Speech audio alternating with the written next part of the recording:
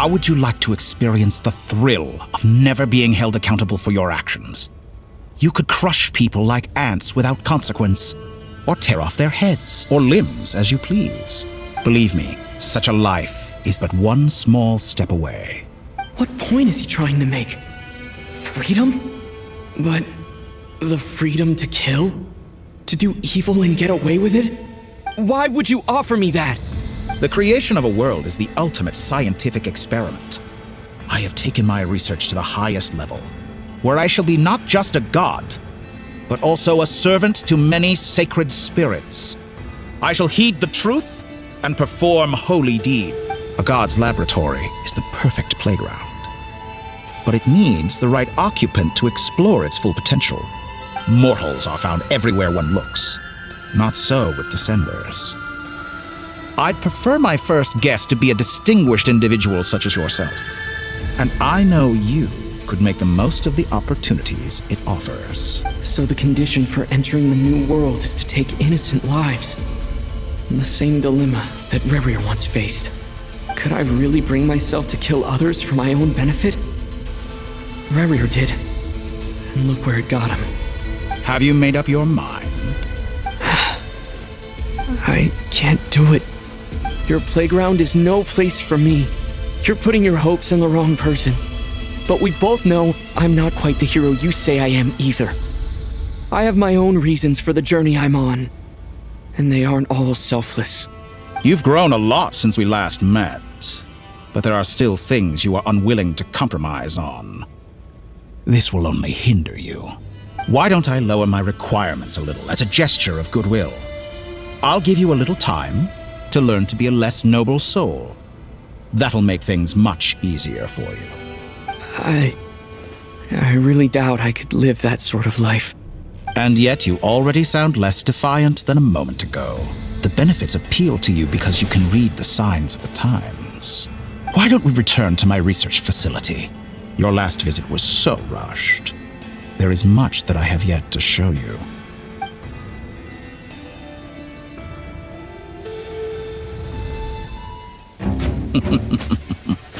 Now to that question,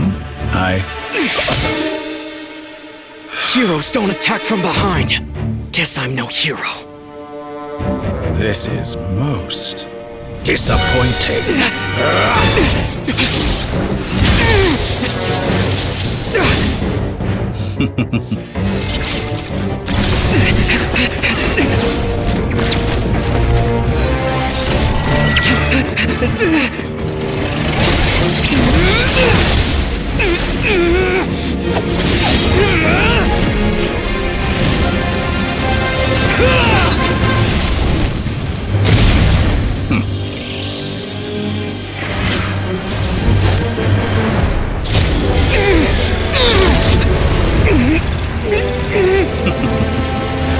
Now then.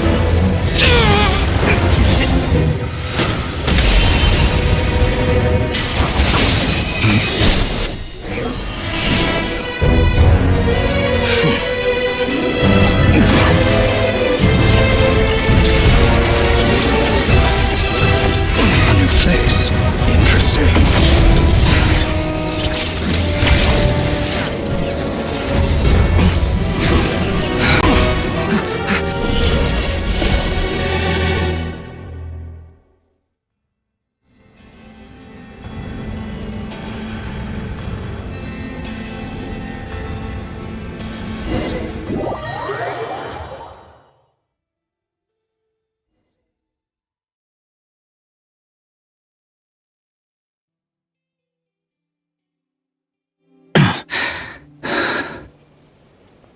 You're still gonna call me Hat Guy after that, huh? I didn't see anyone else in there who needed saving. It's nothing. I'll be fine. Why are you looking at me like that? Is it that shocking that I'd come to your rescue? I owed you a favor back in Sumeru. Now we're even. Distracting Dottori was tough. I won't lie. He's not gonna fall for the same trick twice. That was my one shot. I'd hoped to use it to take him out. Ugh. I never wanted to obliterate someone more than I do right now. Dottori doesn't recognize me, but his segments were originally made based on an analysis of my operational principles. I expect it's only a matter of time before he figures out what I am. So Dottore doesn't recognize Wanderer because he deleted himself from Irminsul. Did he really miss his only chance for revenge by saving me? Why the long face? Hey, I'm not blaming you, okay? And I'm not complaining either. Rescuing you and killing Dottore are equally important goals. Everyone would be pretty stuck without you. It's best you live to fight another day. How are you holding up? Are you all right? Hat Guy said to put safety first, so we agreed to run as far away as we could after leaving the energy field and only meet up once it was safe. You don't look injured. It seems that Dottore didn't do anything to you. All right. Rescue operation complete. Let's head back. There's a lot more work to be done before this is over.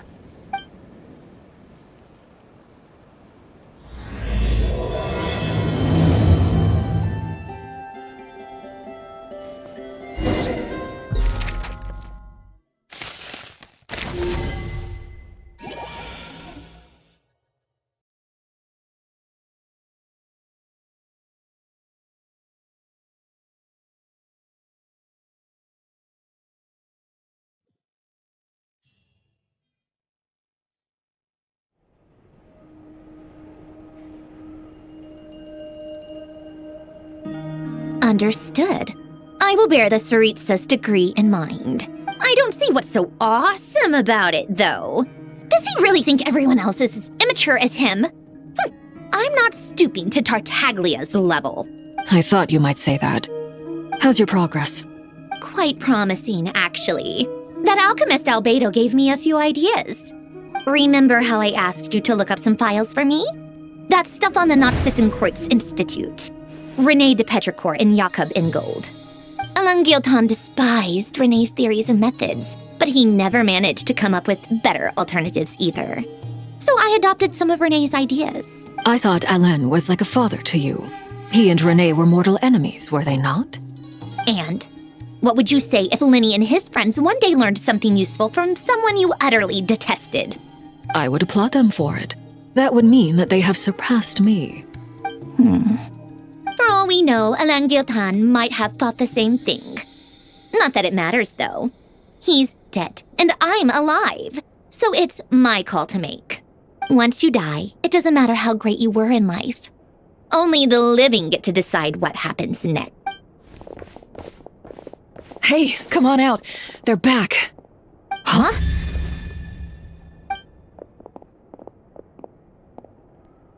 You're back? And your head's still screwed on? And you still have all your limbs? What does it look like? Way to keep your composure, madam. Excuse you. I am perfectly composed. Glad you're okay. Yes, it's a huge relief. Worry? Oh, yeah, right. You think we, the Fatui, were worried about you? We were worried sick. Hey! The Traveler and I were already friends.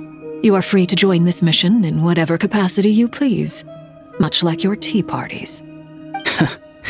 It's a laugh a minute with you guys. I must say, I was quite surprised when Mr. Albedo told me he would need no additional aid. We discussed this on our way back as well. I am rarely so unequivocal, but in this case, we had full confidence in Hat Guy. He said he knew what he was doing. Albedo and I pretty much had to just wait outside on standby. Meanwhile, Hat Guy broke into the energy field and rescued the Traveler solo. You didn't have to mention that. Well, I'm thoroughly impressed. You are a force to be reckoned with, Hat Guy. Is he back? Is he really back? Traveler! It's really you! Oh, thank goodness! Paimon missed you so much! You can finally breathe easy, Paimon. It's great to have you back in one piece! Oh, Paimon's been having nightmares the whole time you were gone! Look at them. You know, once you reach my age, there's nothing better than watching a misty-eyed reunion between friends. It's nothing. Same goes when you get to my age, too. I bet Ino and Anefa would be tearing up as well if they were here. Varka, I'm not sure Anefa can cry. Oh, yeah, good point. Hey, your eyes are looking a little red and puffy. Come here, let's hug it out. What? Ew, no! No, thank you. You're not my dad, okay? Knock it off! Everyone, I'm sorry for all the trouble I caused you. But the silver lining is, I didn't come away from this ordeal empty-handed.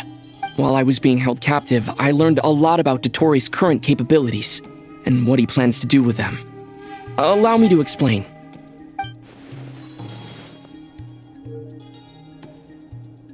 The three moon goddesses were even more powerful than we imagined.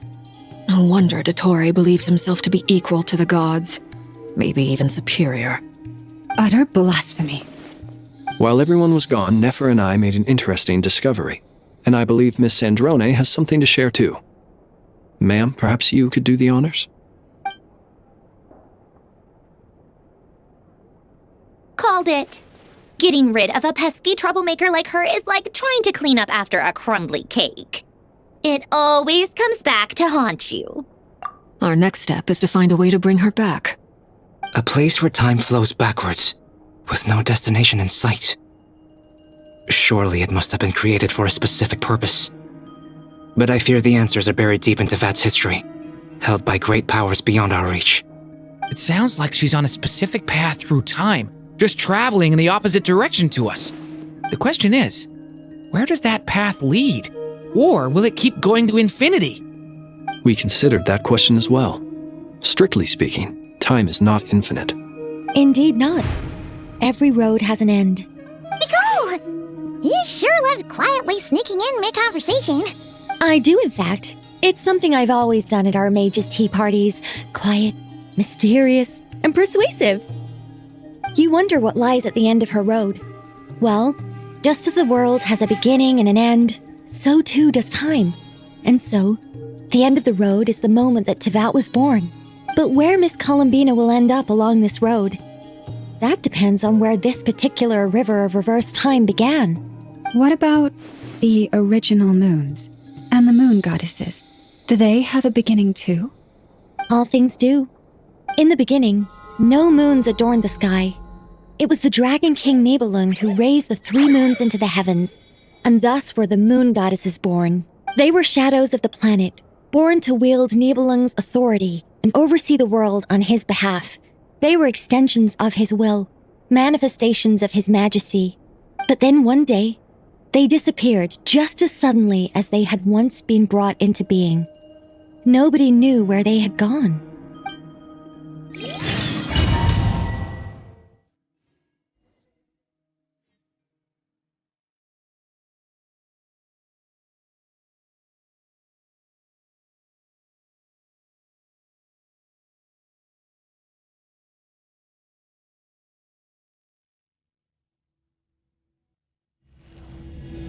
Like I thought, no more paths back to reality have emerged since. But how can I be sure that I'm going the right way without scenes from reality to keep me on track? I can't even be sure of how long I've been walking for. The further I travel, the less stable this space becomes. There are even moments where I can sense something that feels like abyssal energy. They can just materialize out of thin air. I have to keep my wits about me.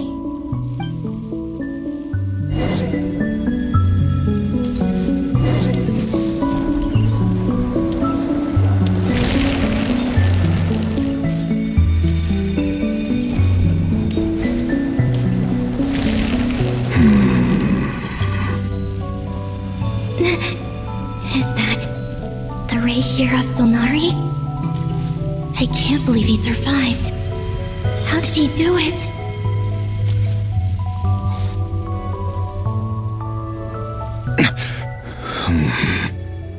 You are the moon goddess.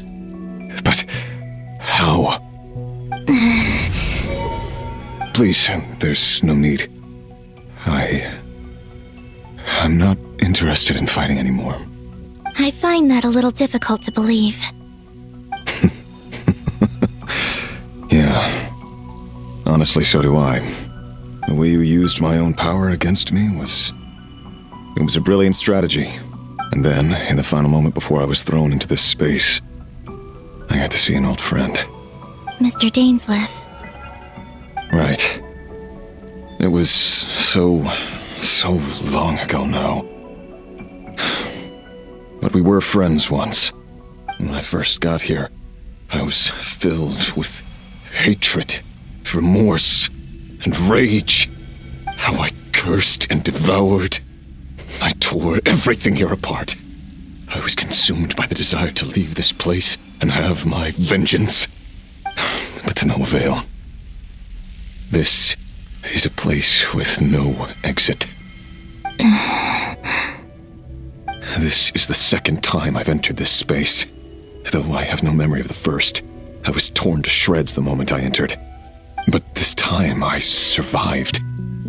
It must be partly because of this new body, and partly because of all the Kuvaki I absorbed in Krai. Are you the source of the abyssal power in here? Not all of it.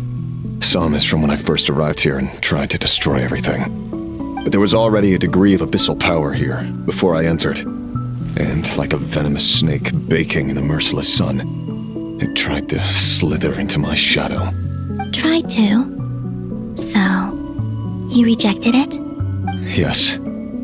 Because after that, the world suddenly became silent for a moment. What do you mean? The voices in my head, they were gone. And then, I saw her.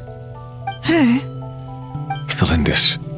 My former lover. Never mentioned that she saw a memory of Thelindis leaping into the moon's reflection. More precisely, I saw her afterimage. I'm sure the real her is long gone. She was just an ordinary Conrian. She couldn't have survived here for very long. Anyway, why have you come here? Didn't you know it was a dead end? If I hadn't escaped through the moon gate, my friends would have been in far greater danger. Oh, I see. Because of your power. The power of a moon goddess. What? You'd like to know how I know, wouldn't you? The one who resurrected me said so. I could hear a deep lust for power in his voice. Do you mean... Dottore? Dottore. So that's what he's called. He'd been collecting fragments of my body for a long time. Also that he could resurrect me at the moment of his choosing. I had no interest in his research. But being as corroded by the abyss as I was, we were aligned as far as hunting the moons and recovering my strength were concerned. So that's why the Wild Hunt suddenly became so active in Krai. When I left the Fatui in my weakened state, Dottore must have felt that his time had come. Moon Goddess? Could I ask a favor of you? What? I know this is a lot to ask, especially from someone who tried to kill you. If you refuse, I won't fight it. But this is the only thing I desire now. Nothing else matters. What do you want? I'd like you to take a message to Thelindis for me. Thelindis? But... Yes, she's dead. But like I said, I saw her afterimage. I can sense that some part of her soul remains here. Far, far ahead. Why don't you go and speak to her yourself? I can't. I don't know why, but I can't move freely in this space as you can. All I can see is a glimpse of her, walking away. Just like the moment when I last saw her in life. In return, I will clear these abyssal obstacles for you. No, not in return. I'll clear them for you, whether you want to help me or not. It feels like something I ought to do. Yeah. Why, indeed. I've been asking myself that question a lot recently. Why did I do the things I did? I'm tired of it all. Tired of the person I became. People used me. And then I turned around and started using others. I hurt a lot of people. I think I grew tired of it long ago. But I wouldn't admit it to myself. And ultimately, that's how I ended up here. What do you wish to tell her? All of it. My past. My mistakes. Everything that happened after we were separated. Is it okay if I give her the abridged version? Yeah, I'm sure there's plenty you can skip over. Just tell her the important parts. Whatever you think that means. Like the part where you relentlessly tried to kill us? It's up to you. Love demands honesty. But my relationship with Thelindis was built on lies. We hid too much from each other. But after living my whole life in the shadows, I don't want to hide anything anymore. I will do my best. There.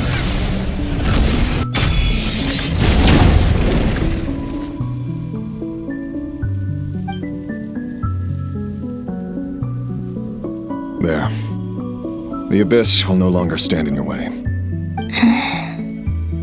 Even though Mr. Dainsleif felt he had to fight you, I think he still regarded you as a friend. Dane? He said that you betrayed him, but he also felt great remorse at never having understood what you were truly going through. Why tell me this? Because if he'd known that someone could take a message to you, I believe that's what he would have said. Thank you.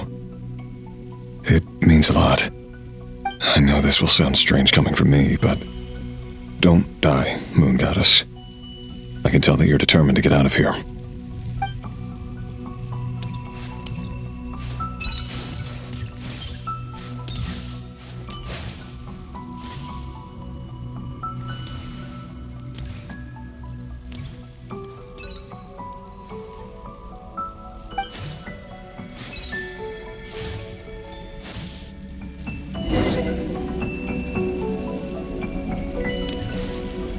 He kept his word. The Abyss is no longer obstructing my path.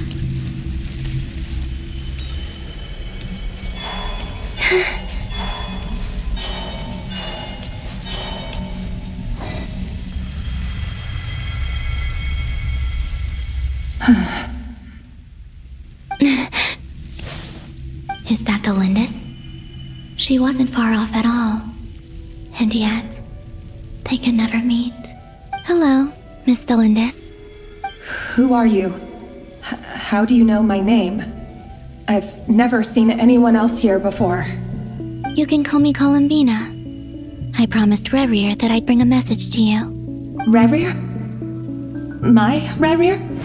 Is he well? He's doing better than he was.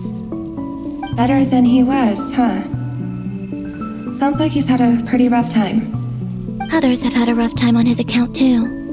In many cases, their time ran out because of him.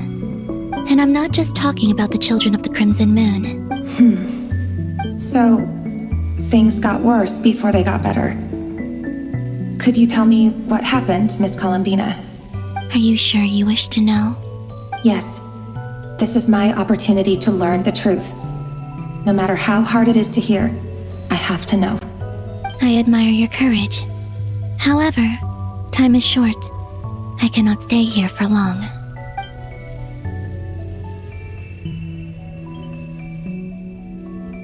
Rerir had seeds of hatred in his heart, and many people nursed them for their own ends. On some level, everything he did was to try and find a way to see you again. But in the end, he came to regret his mistakes. He wanted to apologize for hiding his past from you. Beyond that, he did not say specifically what it was he wished to convey to you, but I'm sure that you've always been on his mind. You are what has kept him going over all these years.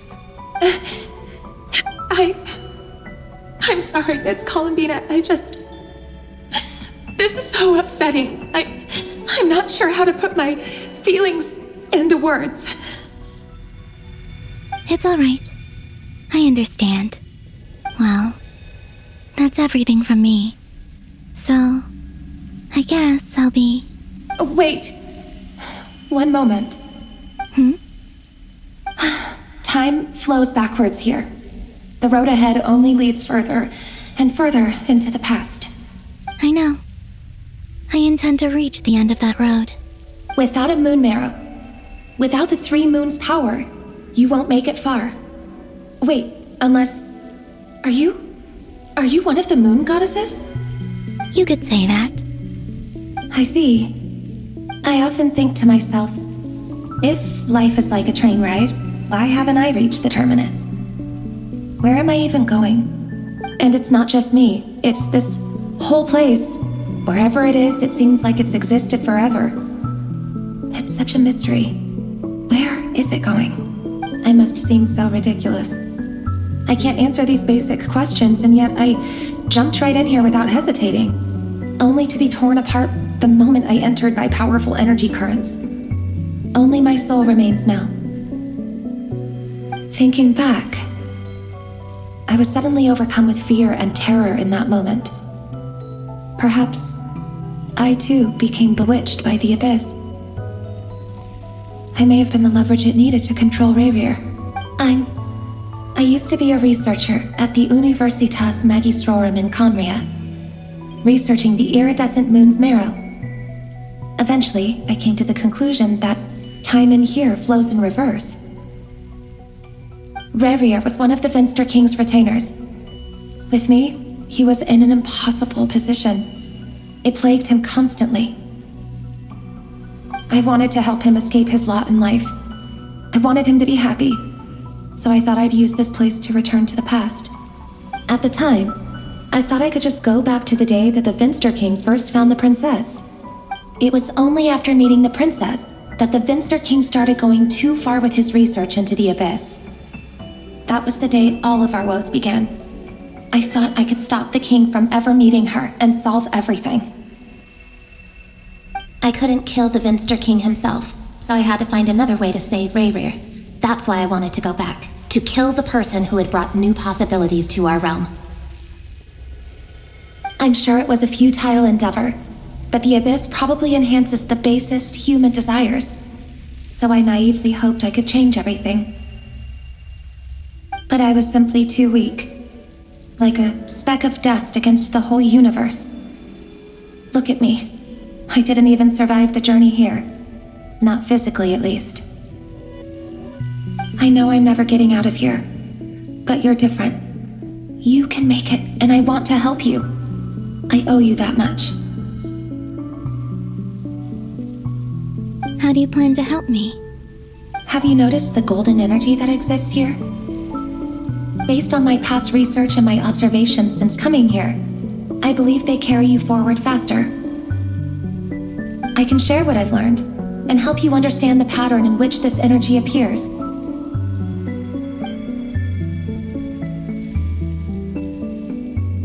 I think you just might... Now, I know you will be able to change the past. Also, I've been speculating about where this phase ends. The documentation was scant, but from what I know of the legends about the moons, the oldest ones seem to begin with Nibelung, king of dragonkind. I have no way of verifying any of it by this point. But if it's true, you might be able to reach that era if you keep walking. Understood. Thank you, Miss Delindis. I'm the one who should be thanking you. If you hadn't entered this realm of everlasting death, what use would my deductions be? Thanks to you, they have some meaning. About Rerir, I'm so sorry. For everything. It wasn't your fault. That's not true. Because we both feared bringing trouble upon each other, neither of us ever told the truth. And that dishonesty sealed our fates. But enough about that. I wish you a safe journey, Miss Columbina.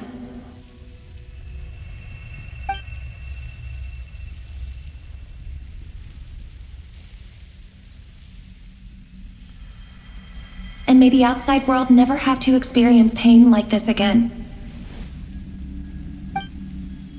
Rerir, you're there, aren't you?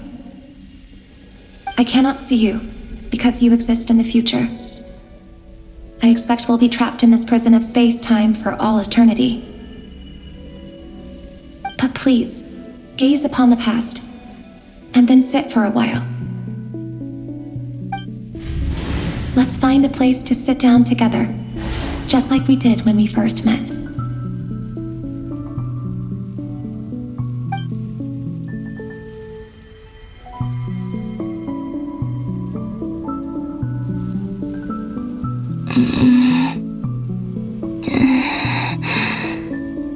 How long have I been walking? How much further till I reach the end?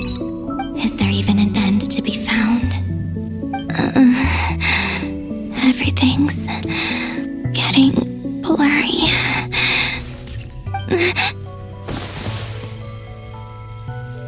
Huh? Are you all right, little sister? Have you come from the distant future?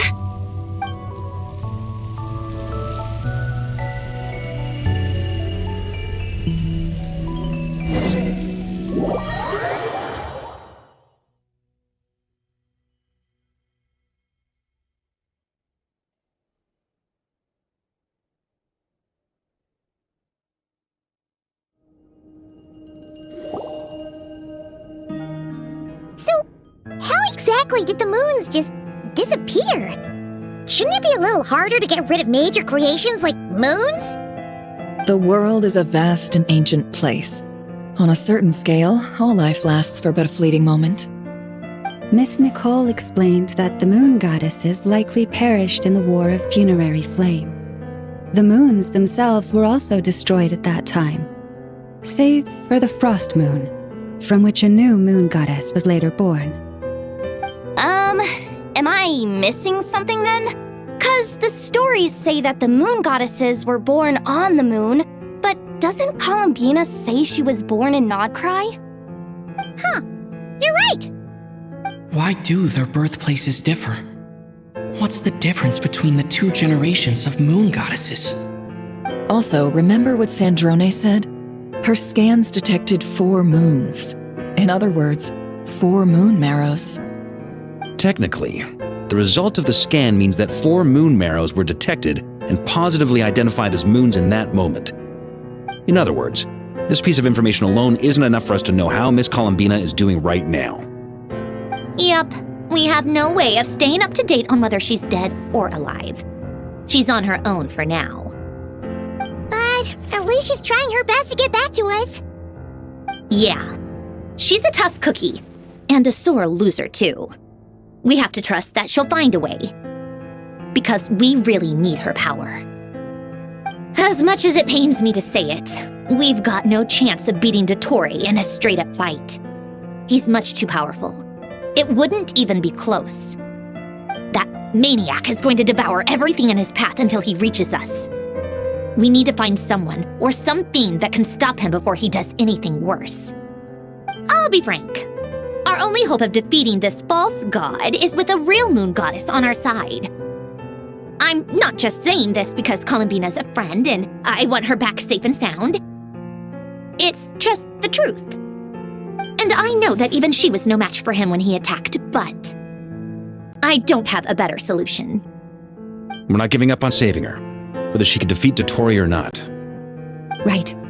Don't worry, Miss Sandrone. We are all aligned on saving Columbina. No one's trying to argue that we can only justify saving our friend because it will help save the world. This is about multitasking. We want to save both. So, she's more than just a moon goddess to you guys? Absolutely. Duh! She's part of the gang! And you are too, you know. Yes, I know. You don't need to labor the point. I knew that the moment I came running over with my documents that I was part of the in-group. I mean, if Arlecchino can fit in, I certainly can. Anyway, as for how we get Columbina back, I've been working on it constantly. But I think I'm still lacking certain information about the moon. I'd probably get there if I could continue my calculations, but the problem is, I've run out of computing power. Computing power? You mean you need more energy? No. The issue isn't energy, it's processing power. There's so much data to get through that the whole process has just ground to a halt. That's a tricky problem. René de Petrichor of the Nazissenkreuz Ordo once foretold the fate of the world. But I don't know how he did it. My guess is that he used the primordial sea's power. However, that won't work for me. His methodology was vastly different from my own. What's worse, they're incompatible. And to top it all off, we can't even leave Krai. Ugh, this is so annoying. If I'd known we'd run into a bottleneck like this. Well, no, the design bureau's the best as well. Curse that Dottore! Couldn't have made this harder for me if he tried. Oh, what do we do then? How about we grab a bite to eat and take a break? Maybe something will come to mind after you've cleared your head. You don't get it, do you? I'm trying to calculate the fate of an entire world here.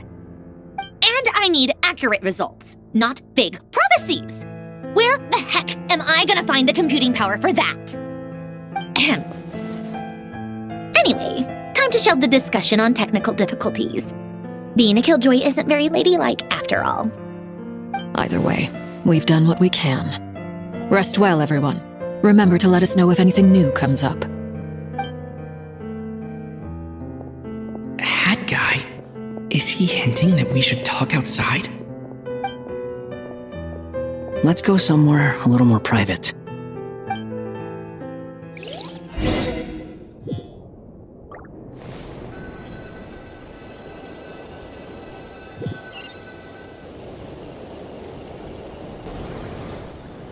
You know that Dory went back to Sumeru, right? Yeah, she mentioned she was planning to head back. Things aren't looking good for Krai. She's gone to spread the word so that Sumeru has a chance to prepare for the worst. From what I know of Dottore, there are two possible reasons why he hasn't made a move yet. One is that he's still working through some kinks in his new powers. The other is, he wants to see how we're going to react. He'll easily devour everything eventually, so I guess he's in no rush to make it happen. The first false god he made was me. Now it's his turn. Even though my records were erased from Irminsul, Dottore's ideas haven't changed one bit. He once told me that becoming a god was like turning yourself into a hungry wolf or giant serpent to devour the moon. Clearly, he began studying the moon goddess's powers long before he even tried making a god. He's always wanted to get his greedy hands on divine authority one way or another. And in the end, he devoured the moon where I failed. In the desert of Sumeru, there is a chessboard built by King Deshret, also known as Al-Ahmar. I don't know if it was a real game, or if he was just trying to challenge his servants and citizens in some way. But creating games and setting rules, gods do that as a matter of course. That's the kind of power Dottore craves. Now he has the Trilunar Authority. His power is leagues beyond the common people. I don't think there's any point in other nations rushing to the front line. They're better off focusing on defense and hoping they can fend off any threats that spill out from Krai. Either way, Dory will inform Lesser Lord Kusanali, and she will contact the other gods in turn. The Seven will have some recourse available. If nothing else, their protection should keep the rest of the world from descending into chaos as quickly as Krai has. So on the bright side, even if Krai is doomed, your friends in other nations won't be in any immediate peril. That's good to know. But I'm not ready to give up on Krai yet. There's a word for people who refuse to let anything go. It's called being greedy. Maybe it sounds greedy to you, and probably naive too. But whatever you call it, that's what gives me the determination to keep fighting. Battles are fleeting, but the will to fight is a long-term commitment. Give up for even a moment, and your resolve will shatter. Why do you always feel the need to do the right thing? No one is born to be a savior. I mean, who's gonna criticize you if you fail, or give up? Don't take this the wrong way, but Dottore said something similar to me. I guess the Fatui attracts people who don't believe in saviors. Not necessarily. It's less about belief for me. I just want to know how determined you really are. After all, I don't owe anything to anyone else here. Only you. You look kinda worried. If your arch-nemesis was about to achieve their ultimate goal, I think you might feel a little worried too. That's true. Dotori is about to become an omniscient, omnipotent deity. That's gotta be a bitter pill to swallow. Still, you're calmer than I expected. Obviously. I have to admit that my past self was a reckless fool who misunderstood not only the point of revenge, but how to achieve it. And as much as I want my vengeance, I know I'm not gonna get it by acting alone. If the world's taught me anything, it's to think before I act. Too bad it never taught me any other virtues, though. So, I am going to destroy Dotori, no matter what it takes. So, what's your plan? I'll get to that. First, tell me, what do you think of Sandrone? Just like Paimon said, she's a friend, part of the gang. How much do you trust her? This is a serious question. Think carefully before you answer. Although she's with the Fatui, she has her own values, and she's helped us a lot. If nothing else, she's clearly going the extra mile for Columbina. I see no reason not to trust her. If you say so. In that case, the three of us need to talk. I have some thoughts about her computing problem. It can be solved, but it will come with a cost. How much? If I can afford it, I'll cover it. Sometimes your heroism really backs me into a corner. You know that? Come on, let's go talk to her.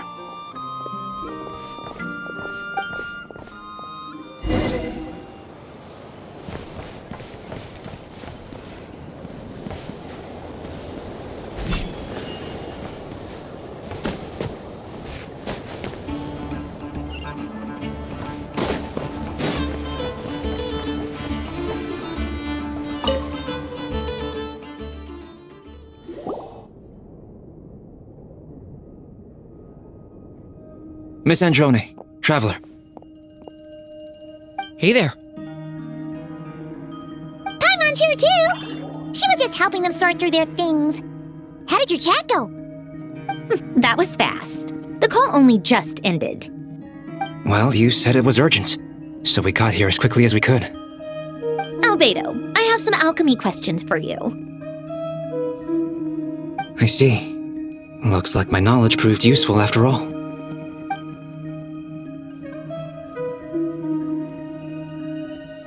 If I might ask, what is the end goal for the modified formula you'll be using? I needed to predict the future of the entire world. But I've run into some teething issues since trying to implement Renee's theory of the 4 orthants. I see. I'll have a look at it. Still, computing power is the real issue here. How do you plan to solve it? About that, it's been sorted. Oh, with the Traveler's help? Actually, you're not wrong. He found the person with the solution. Was it Hat Guy? Yeah, it was him. Wow! Go Hat Guy! Seems like all that time studying at the academia is paying off big time. But where is he? Wasn't he the one who asked Albedo and I to come here? Come with me.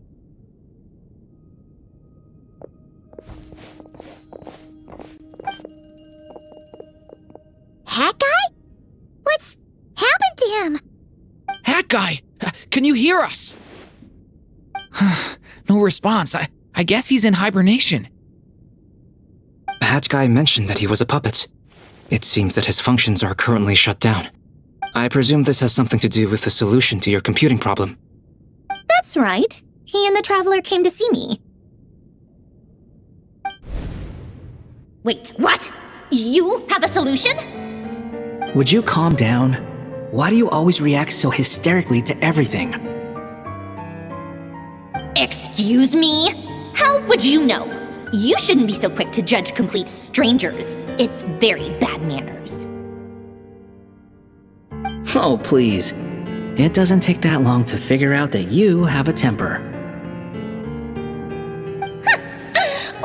their student get that kind of confidence? I've actually published more papers than you. Not that status counts for much.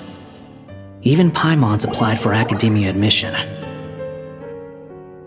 Huh? Are you serious? See? This is why I can't be bothered to explain myself. She recognizes no one's skills but her own. Okay, fine. I'll hear you out. So, tell me, how do you propose to solve my computing power problem? This world itself is constantly processing all kinds of information. If it's the world's future you're trying to calculate, you need a processing device that's designed to cope with that volume. Easier said than done. Only Irminsul can handle that kind of... Wait, is that what you're suggesting? But surely we can't just plug my formula directly into the ley lines. You should be able to tell that I'm not human, right? Yeah, I noticed. The technology, though, seems pretty ancient. Very different from Fontaine's. It's a completely different system. Conrian, to be precise. I'm what they would have called a puppet. Puppets need an energy source and processing power. The artisans who built them sought out the materials most suited for that purpose. The Traveler and I have talked it over. He's willing to vouch for you. So, I'll allow you to borrow my core for your calculations. It was built using wood from a silver-white tree, which makes it a small part of Irminsul. Conrian technology and Irminsul wood. Who in the world could have built you? Are you sure about this? A puppet without its core will cease functioning completely. And if it's left in that state for too long, it might not recover. You could die if you do this. You do realize that, don't you? I can put 2 and 2 together, yes. No need to rub it in. I won't lie to you. This has never been done before. I cannot guarantee your safety. Doesn't matter. I'm prepared for the worst. Did you two actually talk this through? Is he... Are we really considering this? Yes, we discussed it. The bottom line is, he trusts me, and I trust you. Let's give it a shot, shall we? Honestly, I have no clue where this kid even came from. But for whatever reason, he lent me his core to use in my formula. I'm very close to finishing my calculations now, and the core is currently in use. So I'm sorry, but I can only show you a sketch right now. This is what the core looks like. A silver-white branch. It certainly matches the legends told about Irminsul. Is Hat Guy gonna be okay? He's not gonna die, right? Right? In theory, he should be fine. As long as we put his core back in time. Beyond that, all I can say is that I'll try my best to avoid risks and make sure the core doesn't sustain any damage. I think I know why you called us here now. Someone needs to watch over his body and make sure it's protected until the process completes. Correct. He said that the only ones he trusts here are you two, and the Traveler. And the Traveler will have other work to do. He will have our undivided attention. Aw, Hat Guy. On a more positive note, things are progressing steadily on my end. I'll call everyone in for a meeting once the results are out.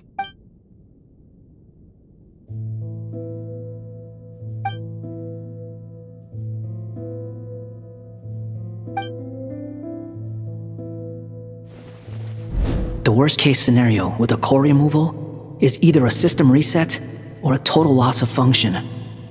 But I'm not afraid. A quiet death should have been my fate long ago. A core is completely different from a heart. It's like another vital organ entirely. I never believed it could be a true replacement for what I sought. But in the end, it turns out the core was more useful to me. Pretty funny when you think about it. It's like the punchline of my entire life. Do you think there's any difference between a puppet and a human? If not, then this would just be another samsara. I have already experienced both a past life and a next life. Part of me wonders whether I'm only capable of making this decision because I've become a real human. What's with that expression? Isn't this a good thing? Sandrone will succeed, won't she? She has to. She will. We all have to persevere until this is over. That's right. And I'll protect you all until the moment of victory arrives.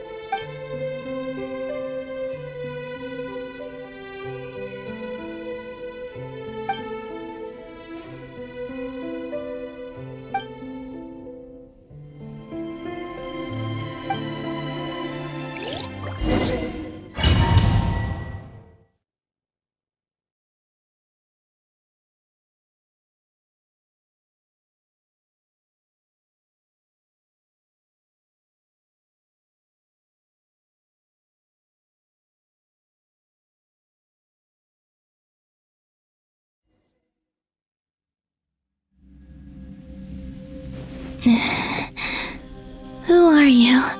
Call me Sonnet. You have the same power as Canon.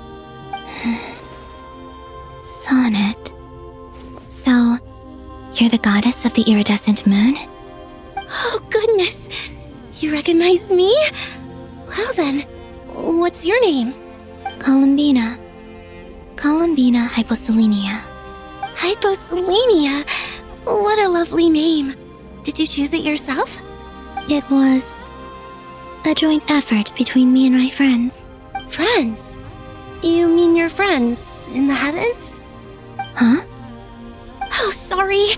You must be exhausted. I apologize. Hang in there.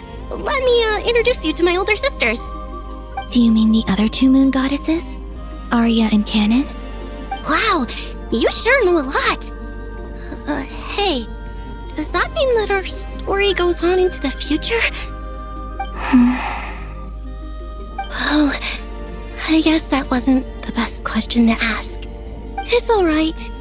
We were prepared for that possibility. You could say we were too prepared. I can't even remember how long my sisters and I have been here by this point. When did you get here? How long has it been? I can't say for sure, but it feels like it's been forever. I see. Are you feeling alright? You look a little unwell. I can hold out a while longer.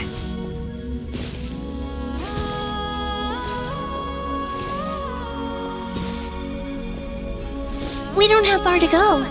The place where my sisters and I are based is just up ahead. Don't worry, they're both really nice.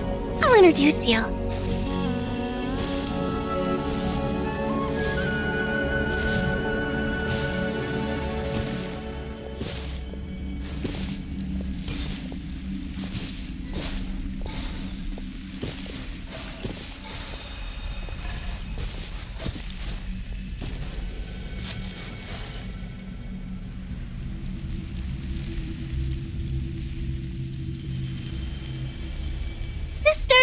I'm back!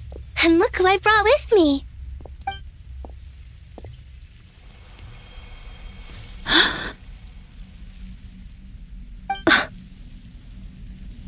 It's our lovely little sister, born in the far future. The pleasure is all mine. Allow me to introduce you to Columbina Hyposelenia. This is Arya, the goddess of the eternal moon. And this is Canon, goddess of the frost moon. Canon, don't you think Hyposelenia's power is similar to yours?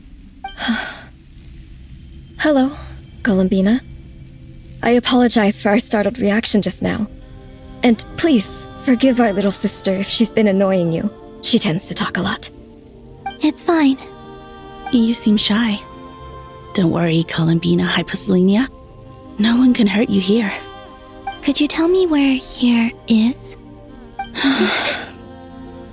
Please. I must know.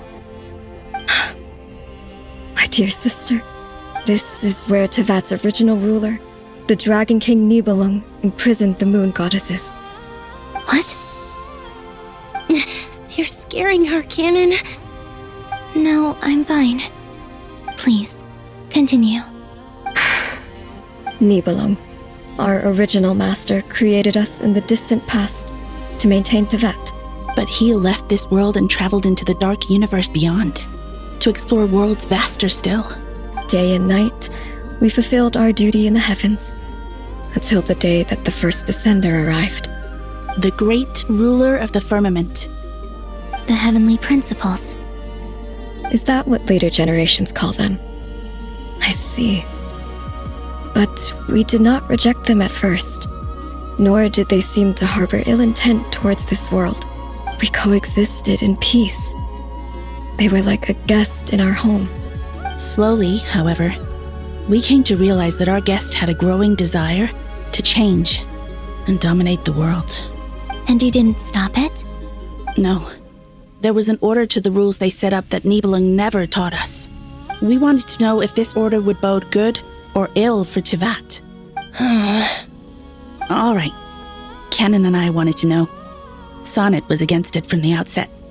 Later, we discovered that this great ruler of the firmament bore an almost paranoid hostility toward the desire of certain life forms to seek power. Or perhaps they feared them.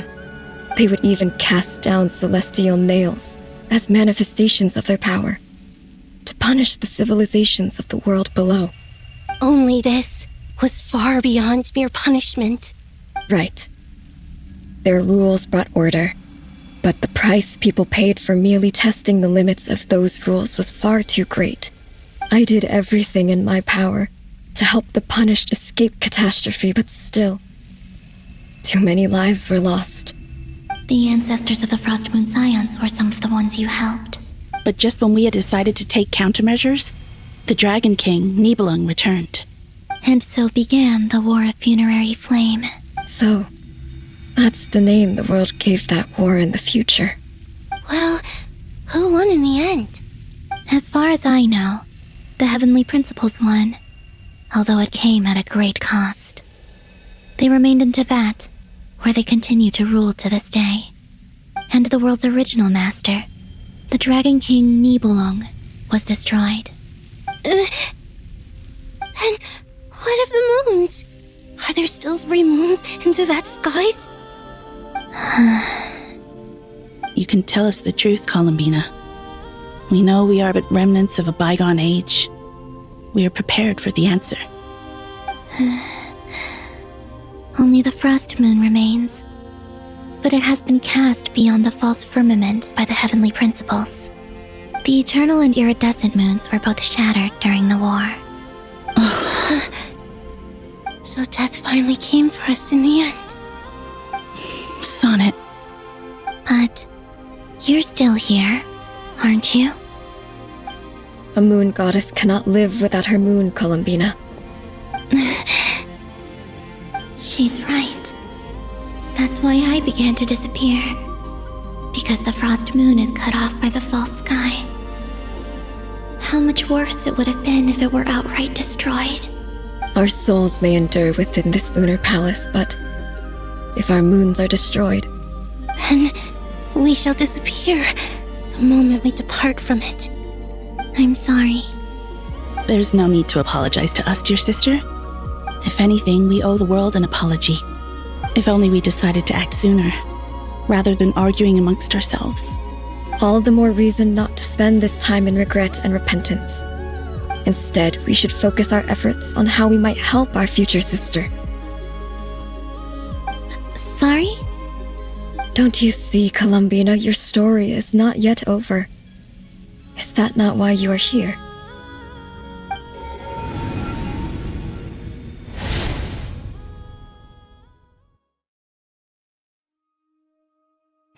It's done. Initiate numerological array. Continue running primary process. Calculate the world's fate through extrapolation, and identify nodes of potential change. Secondary process, scan for moons. Still 4. The number of moon marrows hasn't changed. Wait, let me think. Is it possible that there's something I've been misunderstanding about the moons all along? Variables. Variables in the world. I know where potential variables within the world come from. So what about the moons? Are there any variables there? Like their life or death, for instance. What if being alive or dead makes no difference to a moon? But that's so strange. Even immortal gods can die. Why would the moons alone be... Wait! I've got it! If alive or dead is considered a variable, we might have had this wrong the whole time. No one ever said that a moon marrow equals a living moon. We just made that assumption ourselves. Initiate secondary process. Scan again, this time filtering out interfering perimeter, moon marrow. I don't care if they're natural or artificial. Get them out of my search results! Why? It says 3 moons still exist in Teyvat, even after excluding the moon marrows. But we know for a fact that 2 of them are dead. Redo the scan. Narrow the results to living moons and real moons. No, scrap that. Narrow it down to moons that have lunar authority and remain alive. Why? Why is it still 3? What is this, Columbina? Has the world lied to us? Or are you the one pulling the wool over our eyes?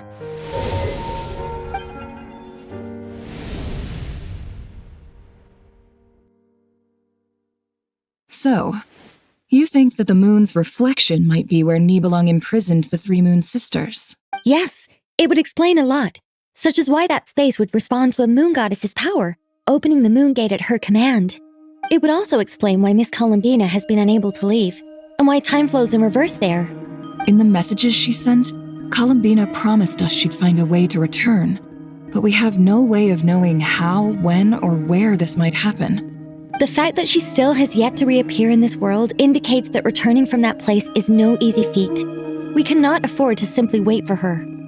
So you're saying, if she could return by her own power alone, she would have done so long ago?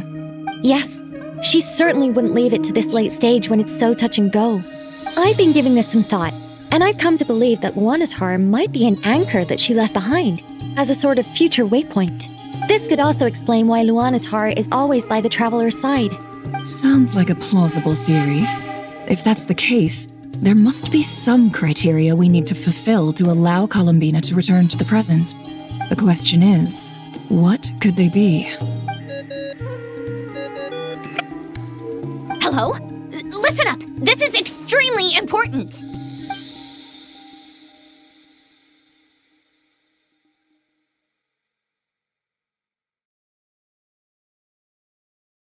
Not only is Columbina alive, but she may well exist in a form unimaginable to us. I'm still unclear on the details, but she's done something truly inconceivable in the past. And the clue to what she's done lies in the moon and Teyvat sky. Truly amazing. Oh, I'm so delighted for her. I'm sure we all feel the same. And I'm sure Columbina is ready to get back here and fight by our side. I'll keep my calculations going and try to find some way of coordinating with her. But that's not an excuse for everyone else to slack off, okay? All of you had better keep trying to think of solutions. How can the dead moons still live? And Luanatar?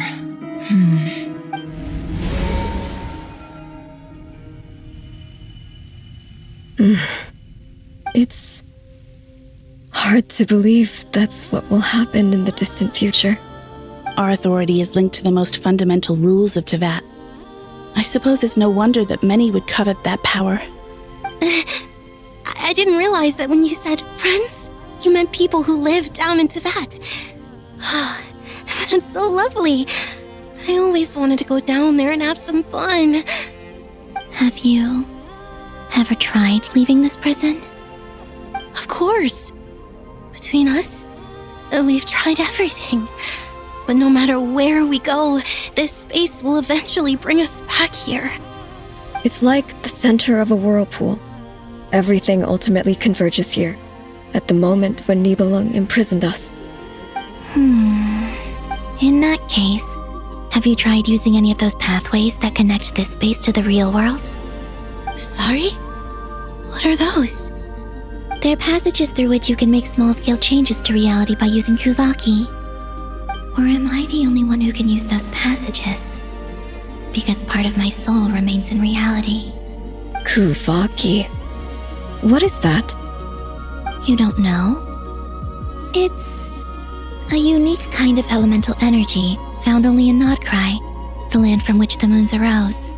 Oh. Well, it's true that the moons first rose up from the part of Tibet you say is called Krai. But there is no difference in the elemental energy between there and anywhere else. What? Could you show us some of this Kuvaki hyposelenia? Maybe if we see it, it'll make more sense. Okay. Isn't that just your power? What? But it's everywhere in Krai. In the air, in the land. Even the creatures who live there have adapted to its influence. How curious. This Kuvaki certainly did not exist anywhere in the world before we were imprisoned. Let alone influence living creatures. So, how exactly does it affect them anyway?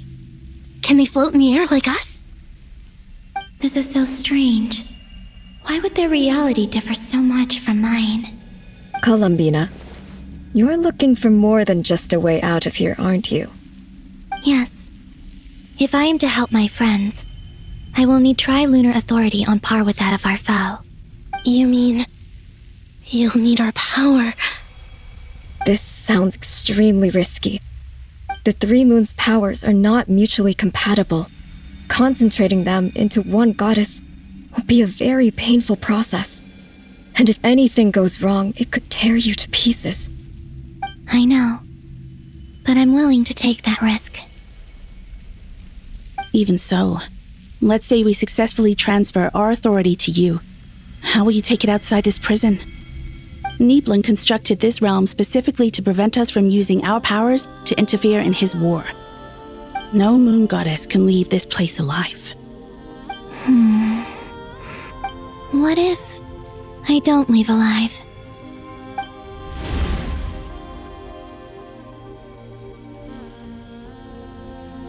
Where do we even start? How are we supposed to figure out what we're meant to do to help Columbina?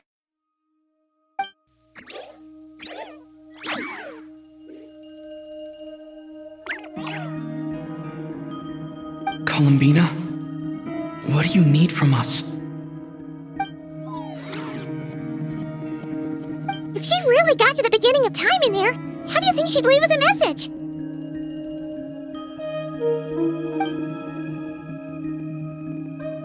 You don't think she'd write it down on a stone tablet somewhere in the hopes that we'd find it, do you? Seems unlikely. Columbina may not talk a lot, but she thinks deeply about issues like this. Let's review what we know.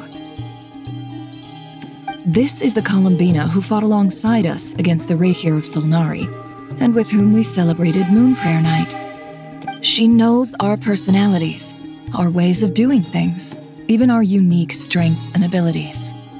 So, if she wanted to tell us something from a long, long time ago, what would she do? Oh.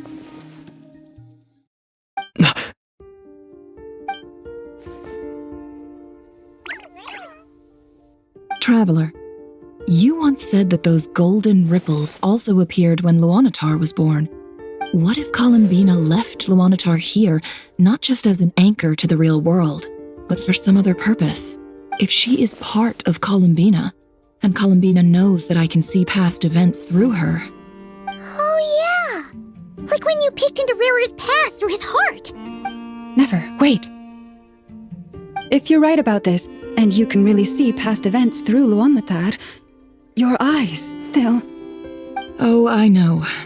Looking at Rerir's past in Conria was already enough of a strain on my eyes. Looking this far back into the past, it'll surely blind me. But it's our only chance. This is the only way. Boss.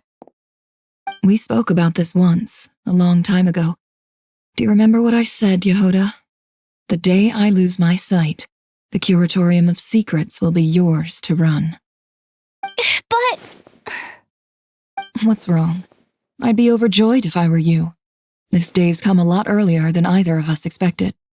I need to know you'll honor our agreement, Yehuda. Promise me. Yes, Boss Neff. I promise. Are you sure you don't want some time to think this through? What is there to think through? I should have gone blind after our battle with Rarier. Frankly, it's almost criminal that I got away with it for this long. Then at least let me take some precautions on your behalf. And if you really do lose your sight, I'll visit your office every day and make sure you're well looked after. Oh, please, anything but that. I was actually ready to go through with this. Are you trying to scare me into backing out? As if I could ever scare you. I'll assume you're just joking to calm your nerves. All right, enough chit-chat. Let's do this.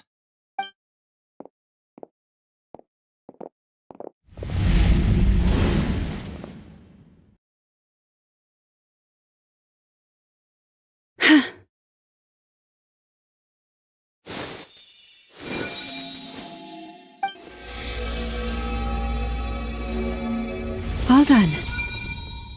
Good. Now give me some space. Come on then, little one. Show me what happened in the past.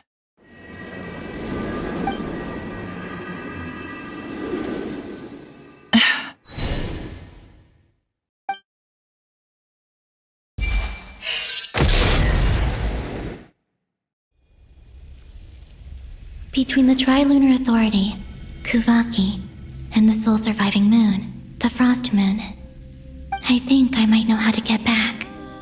But I will need my sister's help. Time to go talk it over with them.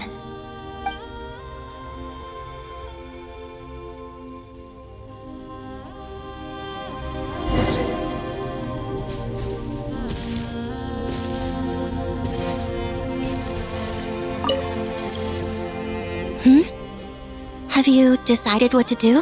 I hope it's not too dangerous.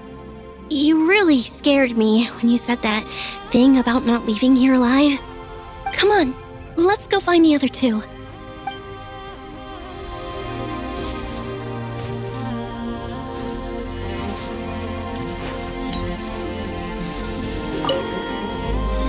It seems you have reached a decision. I'm all ears. What do you propose?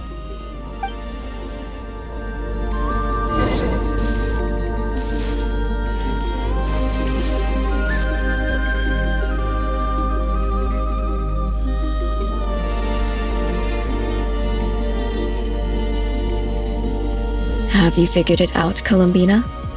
Tell us, how do you plan to leave this place? I intend to die here, in this moment, and then be reborn in the future with the help of my friends. What? What are you saying? How can the dead be reborn? And how will you inform these future friends of your plans? You can't exactly leave oracles.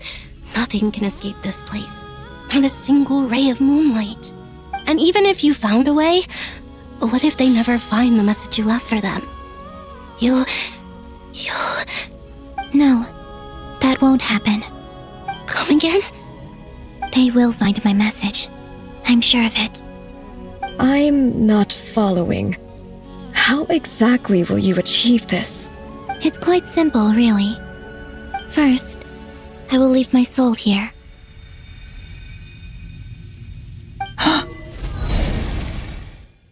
I see it. Your soul? You mean, you're a divinity? Yes. I once left a portion of my soul in the future. One so small that this prison barely noticed anything. In this very moment, she can resonate with my soul across time. When the time comes, I believe that she can serve as an anchor to pull my soul from here back to the future reality. Just as gravity connects the world to the moon. Exactly. In the future, where I came from, the moon has been cast beyond the false sky, but I can still feel that it is there. In a similar way, I can feel a connection to the soul fragment I left behind even now. My friends can use it to detect my presence. But how do you just leave your soul here? Is that even possible? On my way here, I met an ordinary mortal who entered this place long before I did. Her body is long gone, but her soul remains. And before that, I encountered an old enemy whose entire soul survives here intact, while the power that once corrupted his body has faded away. So, perhaps this space is specifically designed to imprison divinity and authority, but not the physical body. Still, even if your body can escape, would it not just be a lifeless husk without the soul inside? Wait, is that what you meant when you said you wouldn't leave alive? Yes. I shall turn my body into moonlight and pour it over Krai. That power shall protect the land and quietly blend into it, awaiting my soul's return in the future. However, I cannot do this on my strength alone. I would need your help to do this, so I'm humbly asking for your assistance. Oh, dear sister, you need not be so formal. As I said before, we are but remnants of a bygone age. You, on the other hand, were born alone in that distant future, and you have walked a long and lonesome road since then. How could I bear to let your story end here in this dungeon? Don't forget, we are your sisters, your family. Arya's right. Actually, I've always wanted a little sister. Can you imagine how it's been for me? Getting nagged by two older sisters all the time. Now, I finally get to be the big sis. And not just that, but I get to help you return to your world, too. How could I say no to that? Sonnet. Kennen? I'm sorry. I know this is a bold request. The Frost Moon is rightfully yours, and it remains intact. Oh, no, please, don't misunderstand me, Columbina. I was just thinking back on the years that the three of us once spent together. You cannot imagine how happy I am to hear of the future world you describe. The Frost Moon Scions, your lovely, kindly friends. For the three of us, whose purpose in life was to maintain the peace in Teyvat, it is a great relief to know that the people of this world live in such an abundant future. If your plan can save them and save Krai, I will gladly give you all that I can. Besides, the three of us have been together since the day we were born. I could never abandon them to live on alone without them. Cannon. Still, I do have one question I would like to ask you before we proceed. Certainly. What is it? Why do you cover your eyes?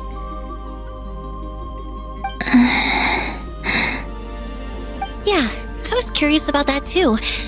But it seemed personal, so I didn't want to intrude.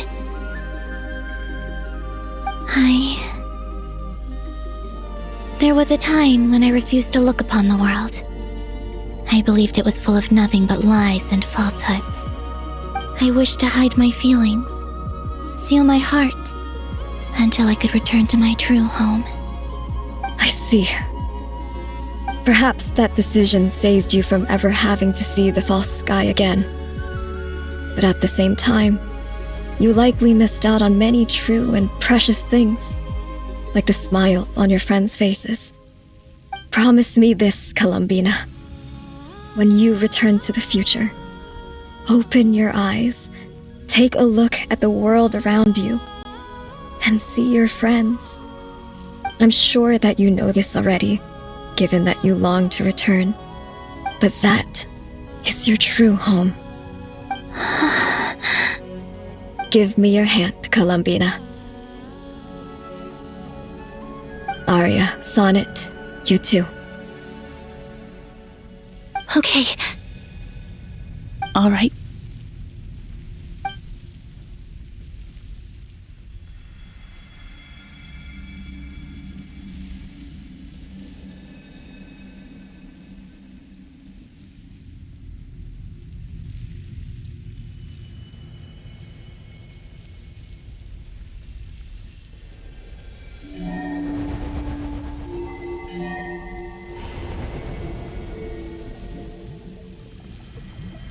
We once were the song sung for eternity, but now it is you who must continue to sing.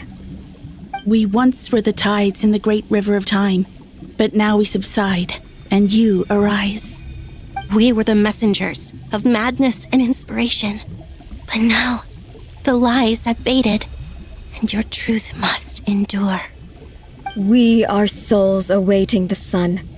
You must return to be with those who smile when they see your face.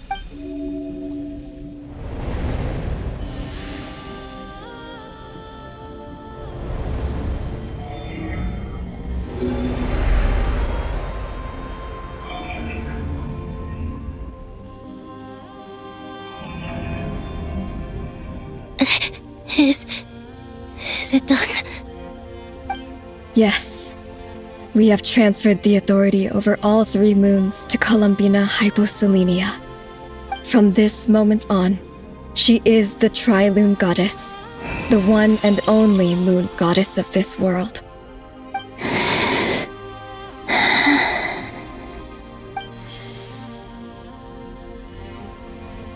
Thank you. Thank you, my sisters. Now go, and do what you believe is right, Columbina Hyposelenia. Be aware that we cannot grant you the power of the 3 moons beyond these prison walls. The conflict that arose over their remains following our disappearance will still take place. I understand. Sisters! Oh, my body. It feels... Now that we have given up our power and authority, our bodies are merely mortal shells. This prison is dissolving them as we speak. It's okay, Sonnet. The end must come for every god, just as it does for every human. That's all this is. The final destination of our lives. Canon and I will be by your side the whole way. We have one final request, Columbina. Could you use the 3 moons' power to send us back into the real world? Now that we have lost our powers, I doubt this space will seek to hold us further. It's just... we would like to spend our final moments together in the only place we ever called home. Of course. Gladly.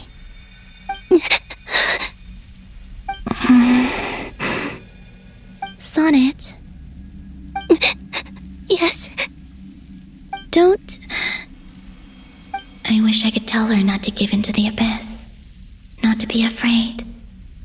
But is this really what I should say at this moment? Don't forget. I'm so glad to have a big sister like you. No, Hypo... Thank you. I'm okay. I'm not afraid. As long as my sisters are with me, I won't be afraid. It looks like this is goodbye, sisters. Goodbye, Columbina. Take care of this world in our stead. I will.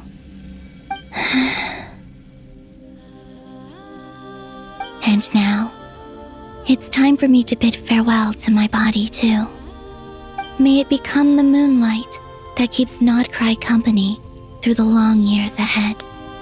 So this is why Not Krai was not always home to Kuvaki. It only appeared after I poured my body out upon this land, and only this land. Kuvaki responds to me because it is me, my body, answering the call of my soul. And the golden energy I've encountered on my way here was, in fact, that very soul, which I am about to leave here to guide me. O power Tri-Lune, eternal moonlight. I, Columbina Hyposelenia, lay aside my body. Let it be cast into the dark night to illuminate the future. May it be a companion to all who dwell beneath the moon.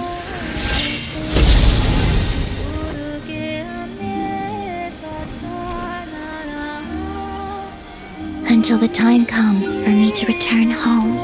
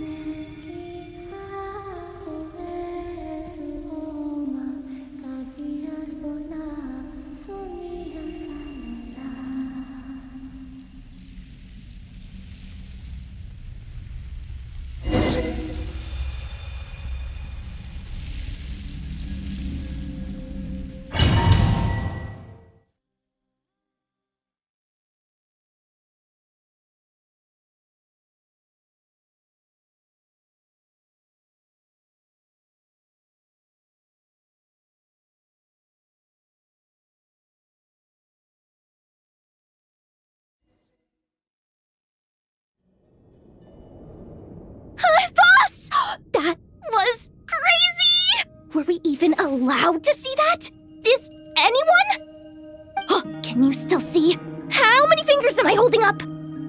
I see 2 fingers, and a look of sheer terror on your face. Truly astounding, Miss Nefer. Your eyes have glimpsed the very ends of the world, and yet they remain as sharp as ever. Or is the credit for this miracle due to Miss Lauma? It seems that even time itself is no match for your medical skills. Surely you jest, Mr. Flint. I suspect we have Columbina to thank. She must have realized the immense toll that the ritual would take and purposely set aside some of her power in the past to protect Nefer's eyes when this moment arrived. There is always a great price to pay for witnessing the truth, but it seems that this time, Columbina has shouldered that burden on our behalf. She chose the perfect method of getting a message to us. Though her eyes were always shut, she was clearly so perceptive. She knows us well. She knew exactly how we would think and what we would try. Despite being separated by time and space, we're seeing the same possibilities and seizing the same opportunities. We still don't even know if she's okay right now. But as long as there's a chance we can do something, we'll fight to make it happen. We'll get you back somehow, Columbina.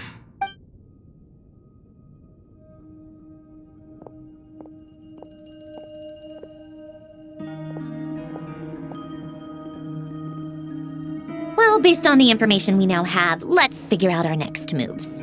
Thanks to these gentlemen, we have a much clearer picture of the situation with Dottore. The civilian population has been moved to safety, so we no longer need to hold back. Miss Androne, how are the calculations going? So far, so good. I'll keep seeing how far I can push the system, though. Can't have Hatman being powered down for nothing. There's still a long road ahead. Where should we begin?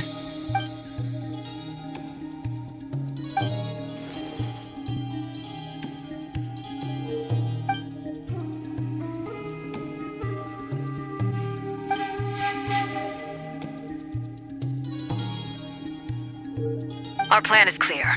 Time is short, so let's get moving. There's just never enough time, is there? Time is the bane of my existence. Ugh. Anyway, I'm gonna get back to work. All right, we'll do our part too.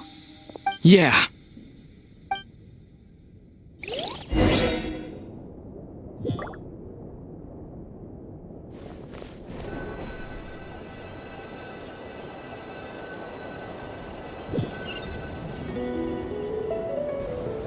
Albedo's theory says that elemental energy can dilute the light realm's power, but I'm no expert in building elemental defenses. Sounds like something out of the advanced elemental theory section of the library. Whew. You seem quite troubled. Well, yeah. I mean, who doesn't get a little flustered when they're completely out of their depth? You were the very picture of confidence back when you approached the Hexen Circle. Yeah, I could have been faking it through that whole meeting for all you know. Who's to say I'm not just a ball of nerves in a charming and gregarious package? Oh gosh, really? I'm so sorry, I had no idea. Well, you're all the braver for it. Still, I was much more in my comfort zone than I am here. At least in Mondstadt, you can cry for help from a cliff top and actually stand a chance of summoning Barbados himself. Things have never looked bleaker than they do now. If we don't pull this off, Tevat's doomed, isn't it? Oh, you think so? Actually, yes. Yes, it probably is. It's a shame. Don't put too much pressure on yourself. Tevat has faced annihilation many times in the past, but it also gave us you, didn't it? Hey, don't give me that. It's not like I'm anyone special. I disagree. Every human born in this world is special. We angels have always believed that. In that case, this humble human being has a big favor to ask of you. I thought you might say that. I'm sure Alice, in her great wisdom, sent you here precisely to help us in this difficult time, yes? Well, that has less to do with her wisdom and more to do with my power. Of course. Well, the thing is, these elemental defenses we're about to build, I don't think it's a question of if they'll fail, but when.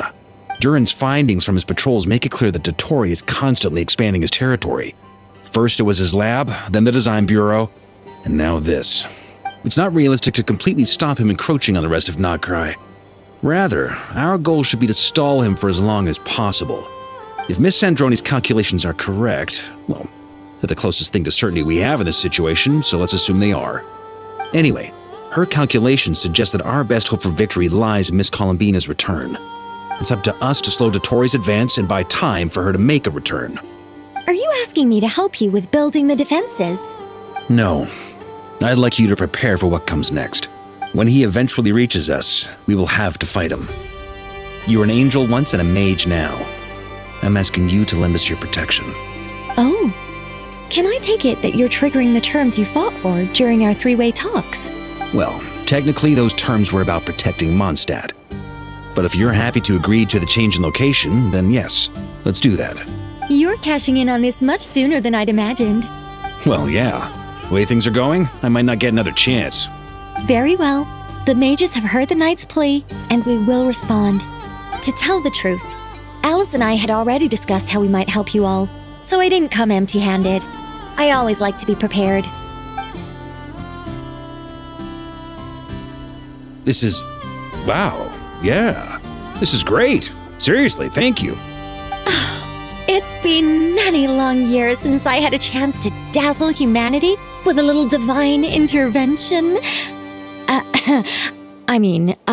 To humbly serve as a reliable and responsible guide. Anyway, Knight of Boreas, please accept this gift in recognition of your great virtue. Go now.